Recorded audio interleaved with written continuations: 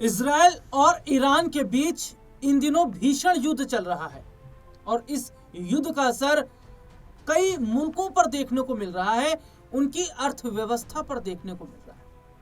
हालांकि इन सब के बीच में विपक्ष खुलकर मोदी सरकार को घेर रहा है और सरकार से जवाब मांग रहा है। ये भी कहा जा रहा है कि आखिरकार हमारे देश के प्रधानमंत्री नरेंद्र मोदी ट्रंप के आगे इतना क्यों झुक रहे हैं।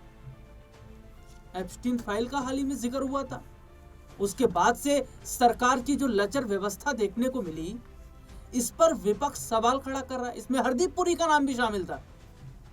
ये हरदीप पुरी जो इस वक्त पेट्रोलियम मिनिस्टर है, इस पर भारतीय जनता पार्टी चुप है।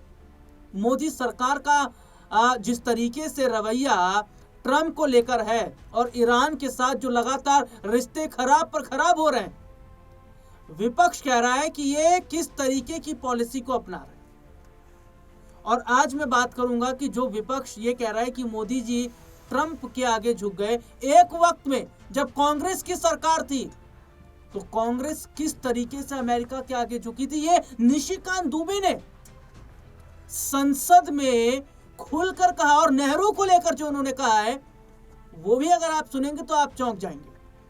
हम सब विस्तार से आज इस पर बात करेंगे, तमाम रिपोर्ट्स को दिखाएंगे, लेकिन उससे पहले हमारे साथ हमारे खास मेहमान अमन सर इस वक्त हमारे साथ जुड़े। सर बहुत बहुत स्वागत है सबसे पहले तो इस प्रोग्राम में आपका। सर, ईरान और इजराइल का जो युद्ध है उसकी चिंगारी भारत में भी अब देखने को मिल रही है। ईरान इजराइल युद्ध का असर भारत की अर्थव्यवस्था पर भी पड़ रहा है। लगातार कच्चे तेल के जो दाम हैं उसमें बढ़ोतरी हो रही है, कमी भी देखने को मिल रही है। गैस सिलेंडर के दामों में लगातार इजाफा हुआ है, स्टॉक में कमी देखने को मिल रही है। और विपक्ष ये कह रहा है कि सरकार कर क्या रही है। इसमें यह भी कहा जा रहा है कि सरकार की जो विदेश नीति है वो बहुत बड़े हद तक फेल साबित हुई है, क्योंकि मोदी जी का कितना याराना ट्रंप के साथ है ये तो नहीं बता सकते, लेकिन मोदी और ट्रंप का याराना देश को बर्बाद कर रहा है। इसको सर कैसे आप देखिए राहुल जी, महत्वपूर्ण बात आपने उठाई है। विषय भी महत्वपूर्ण इसलिए भी बन जाता है क्योंकि देखिए देश के 140 करोड़ लोगों से ये जुड़ा हुआ मामला नजर आता है। क्योंकि जब ये युद्ध हुआ था उस वक्त भी कहा जा रहा था कि क्या इसकी चिंगारी या असर भारत में भी महसूस की जा सकती है। तब कह सकते हैं सरकार की तरफ से कहा गया था कि भाई ऐसी कोई दिक्कत नहीं है, सब कुछ मैनेज हो जाएगा, हमारे पास इतने दिनों का स्टॉक है, हम तब तक जो है सर्वाइव कर सकते हैं, कोई हमें दिक्कत की बात नहीं है। लेकिन देखिए युद्ध के 8-10 दिन के बाद ही आप देखेंगे कि हमारे तमाम जो चीज़ें हैं उनको लेकर के लेते परेशानी बढ़ती हुई दिखाई पड़ रही है, महंगाई अब बढ़ती हुई नज़र आ रही है। पहले कहा गया कि भाई हमारे पास जो एलपीजी सिलेंडर का जो स्टॉक है या जो गैस है हमारे पास भरपूर मात्रा में है, लेकिन आप देखेंगे कि पहले उस पर 60 रुपये जो घरेलू है और जो कमर्शियल है उस पर 115 रुपये बढ़ा दिए गए। तो उसके बाद आपने देखा कि किस तरह से कल परसों से लगातार जो कमर्शियल सिलेंडर है उसके ऊपर कई जगह पर न सिर्फ अवरोध उत्पन्न हो रहा है बल्कि कई होटल जो है बंद होने की कगार पे आ गए हैं। वही घरेलू सिलेंडर की बात की जाए तो कई जगह बुकिंग नहीं हो रही, तो कई जगह कई दिनों के बाद की डिलीवरी का टाइम दिया जा रहा है। तो ये तमाम जो बातें क्या आने वाले दिनों में और बड़ा और भयावह रूप लेती हुई दिखाई पड़ेंगी। लेकिन इन तमाम चीज़ों को छोड़कर यहाँ अगर संसद की बात की जाए तो निशिकांत दुबे नेहरू जी के ऊपर तमाम तरह के आरोप लगाते हुए नजर आते हैं, तमाम तरह की ऐसी लांछन लगाते हुए नजर आते हैं। क्योंकि जो व्यक्ति अब इस दुनिया में नहीं है, जो कह सकते हैं कि उनके जो है दुनिया से गए हुए इतने साल अरसा हो गया, लेकिन आज भी जो बीजेपी के सांसद निशिकांत दुबे हैं सिर्फ उनको नेहरू ही नजर आते हैं। आप देखेंगे किस तरह की बातें और किस तरह के जो उनके सुर हैं, जो उनकी बातें हैं, उनमें कहीं ना कहीं बहुत गंभीर चीज़ों का जिक्र इसलिए हो जाता है क्योंकि नेहरू के ऊपर सीधे तौर पर उनके चरित्र के ऊपर सवाल उठाते हुए नजर आते हैं कि कई बार वो कमरे में बंद होते हैं किसी महिला का मित्र के साथ में और तमाम तरह की बातें वो कहते हुए नजर आते हैं। तो ऐसे वक्त में जब देश में इतना संकट दिखाई पड़ रहा है, लोग अब जो है कहीं ना कहीं सोच में और कह सकते हैं कि आने वाले भविष्य को देखते हुए यानी कि युद्ध की जो संभावना अभी भी खत्म होने का नाम नहीं ले रही। और ऐसे में जब गैस को लेकर किल्लत बढ़ रही है, गैस सिलेंडर को लेकर किल्लत बढ़ रही है, तो तमाम जो लोग हैं उनके माथे पर चिंता की लकीरें हैं। और यहाँ पर सरकार को क्या करना चाहिए कि एक पहले से ही पुख्ता इंतजाम करके रखना चाहिए, तमाम बातचीत करके रखनी चाहिए। लेकिन अब ऐसा लगता है कि नींद से जागते हुए नजर आ रहे हैं। और ये तमाम जो सवाल हैं इन पे बचने के लिए नेहरू के साथ में चाहे एडमिना का नाम का जोड़ दीजिए, चाहे कुछ और नाम जोड़ दीजिए, लेकिन बीजेपी के जो सांसद निशिकांत दुबे यही करते हुए नजर आ रहे हैं। जी, और देखिए सर ने बारीकी से इस मुद्दे पर अपनी बात रखी है और अब मैं थोड़ा सा इस चर्चा पर आगे बढ़ूंगा और देखिए मैं जिक्र एक किताब का करूंगा। ये किताब हाथ में ले रखे थे जो निशिकांत दुबे है, और इस किताब में जो लिखा था ना, उसे जब उन्होंने बोलना शुरू किया तो ये जो विपक्ष के सांसद थे ये सर पकड़ कर बैठ गए। ये इन्हें देखकर ऐसे लगने लगा कि ये लोग सदमे में। देखिए निशिकांत दुबे की अगर मैं बात कर रहा हूं तो जब नेहरू जी का उन्होंने कच्चा चिट्ठा खोलना शुरू किया, देखिए जब महात्मा गांधी जो हमारे देश के राष्ट्रपिता थे, जब उनकी गोली मारकर हत्या कर दी गई थी, उसके बाद पूरा देश जो है वो गम में डूबा हुआ था, गमगीन था। लेकिन जो हमारे देश के प्रधानमंत्री, जो पहले प्रधानमंत्री की अगर मैं बात कर रहा हूं, पंडित जवाहरलाल नेहरू जी, तो देखिए सबसे बड़ी बात क्या है कि नेहरू जी एक अलग ही दिशा में चल रहे थे। और जो निशिकांत दुबे हैं, निशिकांत दुबे के हाथ में जो पुस्तक है, देखिए इसमें उन्होंने क्या बोला, जो एडमिना माउंटबेटन की जो बेटी हैं, उन्होंने उस पुस्तक में नेहरू जी और उनके साथ जो उनकी महिला मित्र थी उनका जो खुलासा किया। जब वो बोलना उन्होंने शुरू किया तो हर कोई हैरान हो गया कि देश में इतनी बड़ी घटना घटी थी और नेहरू जी क्या कर रहे थे। पहले तो ये आप सुनिए। बड़ा पीड़ा हुआ,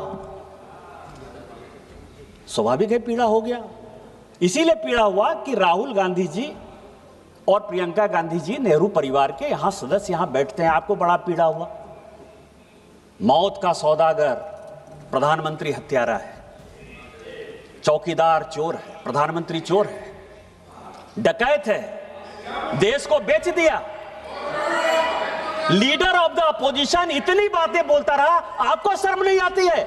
यदि नरेंद्र मोदी को कोई बच्चा नहीं है तो क्या उनको डिफेंड करने वाला कोई नहीं है? वो भारतीय जनता पार्टी के नेता हैं और इस देश के प्रधानमंत्री हैं।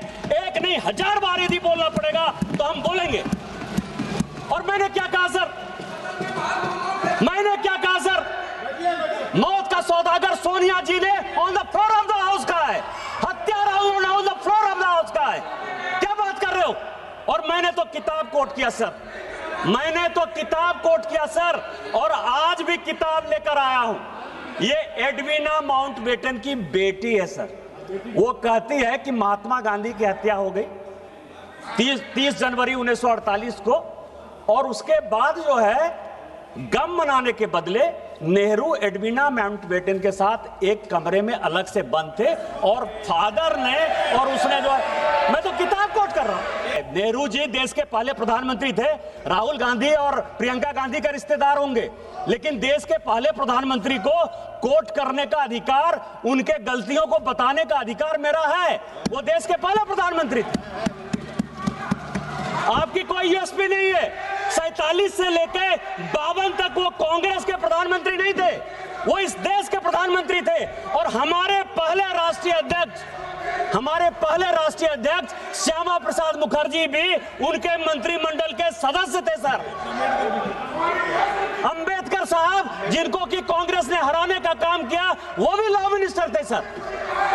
तो मैं ये कह रहा हूं कि यदि अमेरिका से पैसा लेकर अपने नॉन अलाइंड मूवमेंट बनाया, बांडुंग सम्मेलन 1959 से लेकर 1960 तक किया, यदि CIA के इस कागज में लिखा हुआ है तो मैं नहीं बताऊंगा कि आप अमेरिका के दलाल थे।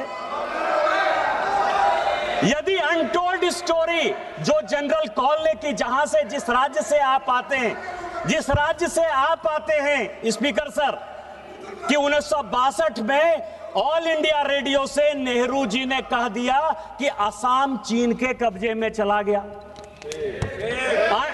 अनटोल्ड स्टोरी जो जनरल कॉल, जो उनके रिश्तेदार थे, 17 लोगों को बाईपास करके जिनको कि जनरल बनाया था, यदि वो अपनी किताब में लिखते हैं कि अमेरिका के साथ मिलकर मैं लड़ाई लड़ रहा था, मतलब चाइना के साथ भारत नहीं लड़ रहा था, अमेरिका लड़ रहा था, यदि आप अमेरिका के गुलाम थे, मैं ये बात नहीं कहूंगा। अभी खुद वॉशिंगटन पोस्ट में सर 4 पेज का न्यूज छपा कि 1962 में नंदा देवी में न्यूक्लियर डिवाइस लगाया गया। त्रिवेंद्र सिंह रावत और यहाँ ये अजय भट्ट बैठे हुए हैं, और जिसके कारण गंगा में जो वो न्यूक्लियर डिवाइस के कारण जो विकिरण हो रहा है, उसके कारण गंगा के क्षेत्र में जो कैंसर फैल रहा है, उसके कारण नेहरू हैं। क्या ये तो सुना आपने, ये हमने अपने दर्शकों को दिखाया। और अब मैं भारत और अमेरिका के रिश्तों को लेकर थोड़ा बात करूंगा, क्योंकि ये कहा जा रहा है कि भारत का देखिए सबसे अच्छा जो मित्र है वो अभी तक कोई रहा है तो वो रशिया रहा है, क्योंकि रूस एक ऐसा देश है जिसने हर कदम पे भारत की मदद की है। 1962 का आप चाहे युद्ध ले लीजिए, 99 के युद्ध में, हमेशा जब युद्ध हुआ है उस युद्ध में रसिया ने हर तरह से भारत को मदद पहुंचाई है। और वैसे भी अगर मैं बात करूं तो कुछ समय पहले तक भारत रूस से तेल खरीद रहा था, लेकिन अमेरिका ने जिस तरीके से साठगांठ की, उसके बाद रूस से तेल ना खरीदकर भारत सीधा अमेरिका से खरीदने लगा। इस पर सवाल खड़ा होने लगा कि भैया जो तेल हम ले रहे हैं वो पैसे देकर अभी तक ले रहे थे, रुपया देकर ले रहे थे, लेकिन अब जो अमेरिका से तेल लिया जाएगा वो तो डॉलर देकर लिया जाएगा, इससे डॉलर और मजबूत होगा। और ये भी कहा जा रहा है, लगातार मैं अगर बात करूं कई डिबेट में, कि जो एप्स्टीन फाइल का जिक्र हो रहा है, इसमें मोदी जी का जो नाम शामिल आ रहा है, इसके बाद आखिरकार क्यों ये डरे डरे नजर आ रहे हैं? हरदीप पुरी का नाम शामिल हो रहा है, ये डरे डरे क्यों नजर आ रहे हैं? और जो सवाल विपक्ष कर रहा उस पर निशिकांत दुबे ने कहा कि यही जब कांग्रेस की सरकार थी तो कैसे अमेरिका के साथ इनके ताल्लुकात थे। वॉशिंगटन डीसी में जो लेख लिखा है उस लेख के बारे में जिक्र कर रहे हैं, सुनिए। 1962 में यदि उड़ीसा का चरबटिया एयरपोर्ट आप अमेरिका को बेस यूज करने के लिए दे देते हैं, तो क्या अमेरिका की आप दलाली कर रहे थे? यह बात मैं नहीं कहूंगा, यह सब तो इतिहास है, मैं तो इतिहास की बात कर रहा हूं। इग्नोरेंट आदमी एरोगेंस का शिकार हो जाए तो हमारे हिंदी में एक कहावत है कि फटा पोस्टर निकला हीरो, फटा पोस्टर निकला हीरो। जब एक इग्नोरेंट आदमी एरोगेंस का शिकार हो जाए तो क्या होता है, वो लीडर ऑफ प्रोपगंडा होता है। और एलओपी के बारे में ये पूरा इसमें डिस्क्रिप्शन है सर, कॉल एंड सगदर ने लिखा है कि लीडर ऑफ द अपोजिशन कौन होगा और लीडर ऑफ द अपोजिशन के क्या अधिकार होंगे। आज चिल्ला रहे हैं एलओपी को बोलने देते हो, एलओपी को नहीं बोलने देते हो। मैंने भी सोचा कि इसमें जायज है कि एलओपी को बोलने नहीं देते हो, संविधान में तो एलओपी लिखा ही नहीं, कॉन्स्टिट्यूएंट असेंबली के डिबेट में हुआ ही नहीं। 47 से लेके 77 तक सर एलओपी कौन होगा इस देश का? मतलब क्या उनकी मानसिकता थी, तानाशाही की मानसिकता थी कि 1947 से लेके 77 तक इस देश में एलओपी के लिए किसी प्रकार की कोई सुविधा, कैसे एलओपी का सिलेक्शन होगा, कौन एलओपी होगा, कुछ था ही नहीं। चर्चा करते हैं 69 में राम सुभाग सिंह बने, मैं उस पर भी गया सर कि 77 में 69 में क्या हो गया, राम सुभाग सिंह हो गए। इंदिरा जी ने अपनी पार्टी तोड़ दी, सिंडिकेट ने उनको पार्टी से निकाल दिया, कैंडिडेट कांग्रेस पार्टी के राष्ट्रपति के नीलम संजीव रेड्डी जी हुए, इंदिरा जी ने अपना कैंडिडेट बीबी गिरी बना दिया, अंतरात्मा की आवाज पर वोट हो गया सर, और उस अंतरात्मा की आवाज में बीबी गिरी साहब जीत गए, कांग्रेस पार्टी 2 भाग में विभक्त हो गई। ऐसी सिचुएशन हो गई कि इस सरकार को गिरने के अलावा कोई उपाय नहीं था। तो शेखर गुप्ता एक बड़ी अच्छी किताब लिखते हैं, द लेफ्ट ओवर्स, कि कांग्रेस जब जब लेफ्ट होने की कोशिश करती है वो देश का कबाड़ा करती है और अपना कबाड़ा करती है। और उसने 1969 में अपनी सरकार बचाने के लिए लेफ्ट पार्टी का सहारा ले लिया। चूंकि कांग्रेस का जो दूसरा फैक्शन था, मतलब बाप बेटा पंच बरदा का दाम 5 आना जो हमारे यहाँ कहा जाता है, तो राम सुभाग सिंह जो कि 1962 से लेके 1969 तक किसी न किसी, चाहे वो नेहरू जी हो, चाहे शास्त्री जी हो, चाहे वो इंदिरा जी हो, सभी के मंत्रिमंडल के वो सदस्य रहे सर। उनको उन्होंने कहा कि नहीं आप, अरे सबसे बड़ी पार्टी थे यार, आपको तो चलने ही नहीं देते, लेकिन 77 में जब हमारी सरकार आई, कई एक लोग कहते हैं अरे आप तो 80 में आई, आपको पता ही नहीं है कि 77 में हमारी सरकार थी। जनता पार्टी में इस देश के लिए हमने विलय कर दिया, इमरजेंसी के खिलाफ हमने अपने आप को खोना। देश क्या होता है, देश के प्रति राष्ट्रभक्ति क्या होती है, ये आपको सुनना चाहिए। तो ये देखा आपने।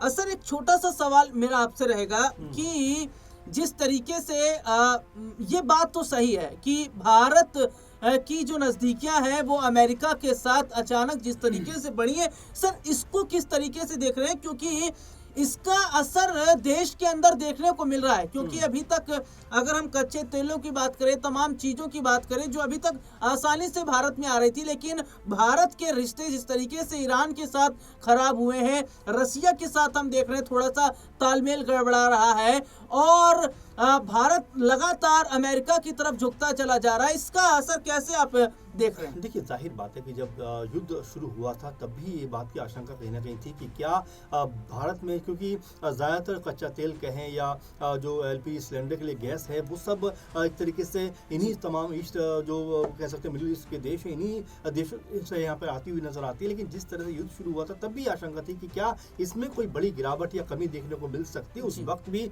सरकार ने कहा कि नहीं, ऐसा कुछ नहीं होने वाला। लेकिन अब लगातार जिस तरह युद्ध आगे बढ़ रहा है उसको देखते हुए जो होर्मुज़ का जो रास्ता है उसको ब्लॉक किया गया, बंद किया गया। भारत में जो है इसकी वजह से जो कच्चा तेल आना चाहिए, जो गैस आनी चाहिए, वो नहीं आ पा रही। इसकी वजह से लगातार अब मुश्किलों का सामना करना पड़ सकता है, क्योंकि कच्चे तेल की जो दाम है वो भी लगातार आसमान हो सकता है छूते हुए नजर आ जाए। हालांकि लगातार बढ़ने की खबर आ रही है। वहीं एलपीजी सिलेंडर की बात की जाए तो वो तो अब तमाम तरीके से दिखाई पड़ रहा है, कालाबाजारी भी उसकी होती हुई दिखाई पड़ रही है। कई जगह पर लोगों को दोगुने दाम तक चुकाने पड़ रहे हैं, लंबी लंबी लाइनों में खड़ा हुआ देखा जा रहा है। तो इस तरह की जो चीज़ें हो रही है उस पर सरकार को ध्यान रखना चाहिए। लेकिन सरकार अगर संसद की बात करें तो और तमाम मुद्दों पर बात कर रही है, लेकिन इन जो ज़मीनी मुद्दे हैं, जो लोग कहीं ना कहीं मुश्किलों में पड़ते हुए दिखाई पड़ रहे हैं, उसके ऊपर बात ना करके, चाहे हम निशिकांत दुबे की बात कर लें कि जिस तरीके से वो अपने लहजे और बात को रखते हुए दिखाई पड़ते हैं, वो ये बताता है कि वो शायद डाइवर्ट करना चाहते हैं। क्योंकि इस मुद्दे पे सरकार को बात करना चाहिए, देश को कॉन्फ्रेंस में लेना चाहिए कि भाई कहीं कोई दिक्कत की बात नहीं है, कहीं कोई परेशानी की बात नहीं है। लेकिन अगर गोलमोल बात करेंगे तो जाहिर बात है कि देश की जनता पर इसका निगेटिव प्रभाव पड़ता हुआ दिखाई पड़ेगा। क्योंकि देखिए, एक छोटी सी अफवाह भी कहने के बहुत बड़े रूप में बदल जाती है। अब लगातार सोशल मीडिया पर आप देख रहे होंगे कि लंबी लंबी कतारों में लोग खड़े हुए नजर आते हैं। लोग ये बात कहते हुए नजर आ रहे हैं कि भाई गैस नहीं मिल पा रही प्रॉपर रूप से, एलपीजी तो जो सिलेंडर है उसमें किल्लत होती हुई नजर आती है, कमर्शियल जो सिलेंडर है वो रेस्टोरेंट को नहीं मिल रहे। तो दिक्कत तो कहीं ना कहीं बढ़ रही है और ऐसे में सरकार को कोई ना कोई रास्ता निकालना पड़ेगा। क्योंकि अगर ऐसा रहा तो आने वाले दिनों में इसका भयानक रूप देखने को मिल सकता है। जी, बहुत बहुत शुक्रिया सर आपका। और वाकई देखना होगा कि जो ईरान और इजराइल का युद्ध चल रहा है ये हफ्ते भर से ज्यादा का समय हो चुका है, और अगर ये युद्ध इसी तरीके से लंबा चला तो भारत पर और ज्यादा क्या इसका बुरा असर पड़ेगा। हालांकि पाकिस्तान, बांग्लादेश की बात करें तो यहाँ पर असर पड़ रहा है और वो बुरा असर पड़ रहा है। हालांकि यहाँ पर सरकार कह रही है कि पर्याप्त मात्रा में चीजें मौजूद हैं, लेकिन उसका भी 75 दिन का कुछ स्टॉक है वो बताया जा रहा है। लेकिन 75 दिन के स्टॉक से तो काम नहीं चलेगा, और जो हालात हैं वो लगातार देखे ही जा रहे हैं। अब क्या कदम ऐसे में भारत उठाएगा ये देखना जरूर रहेगा। फिलहाल इस प्रोग्राम में इतना ही। मुझे और सर को इजाजत दीजिए। नमस्कार।